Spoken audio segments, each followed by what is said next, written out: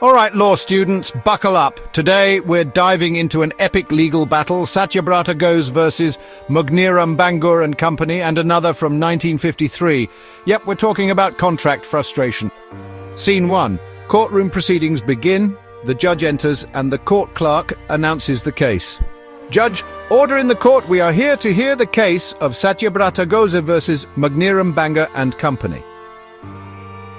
The plaintiff, Mr. Ghose, claims that his contract for the purchase of land is still valid, while the defendant argues that the contract is void due to frustration. Plaintiff, please present your case. Scene 2. Plaintiff's argument. Plaintiff's lawyer. My lord, my client, Mr. Ghose, entered into a contract with the defendant company to buy a plot of land. A small amount was paid as an advance, and the full payment was to be made once the roads were constructed. However, in 1941, the government temporarily requisitioned the land due to war conditions. Plaintiff, Satyabrata Ghose. I was willing to wait for the roads to be constructed, as the contract did not specify a time limit. The defendant, however, unilaterally cancelled the contract, which is unjust. The requisition was temporary and did not make the contract impossible to perform. Scene 3. Defendant's argument, defendant's lawyer. My lord, the government requisition order made it impossible to proceed with road construction. Under Section 56 of the Indian Contract Act, a contract becomes void if performance becomes impossible due to unforeseen events. The requisition was beyond our control, and we had no choice but to cancel the contract.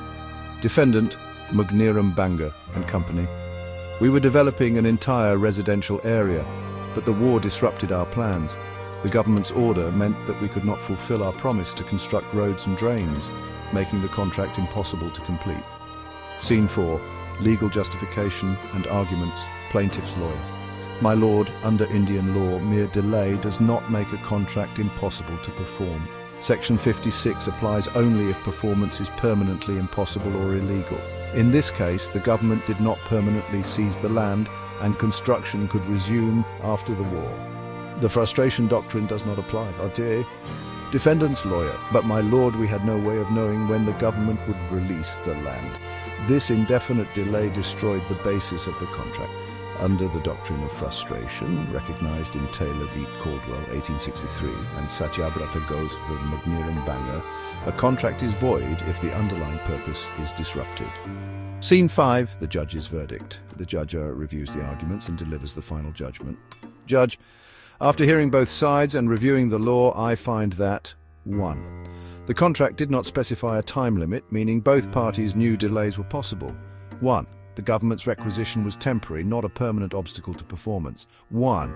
Under Section 56 of the Indian Contract Act, frustration applies only if the contract becomes impossible, which was not the case here. 1. The contract is still valid and the defendant must honor its commitment. Therefore, the court rules in favor of the plaintiff, Satyabrata Ghose. The defendant must complete the sale as per the original agreement. The gavel bangs and the court adjourns. Legal justification and solution. Legal rule applied. Section 56 of the Indian Contract Act 1872, which states that a contract becomes void if an unforeseen event makes performance impossible. However, temporary obstacles do not count as frustration. Solution: the defendant must proceed with the contract once requisition ends. The contract was delayed but not frustrated. That's it for today. If you enjoyed this breakdown, hit the like button and subscribe for more legal insights. See you next time.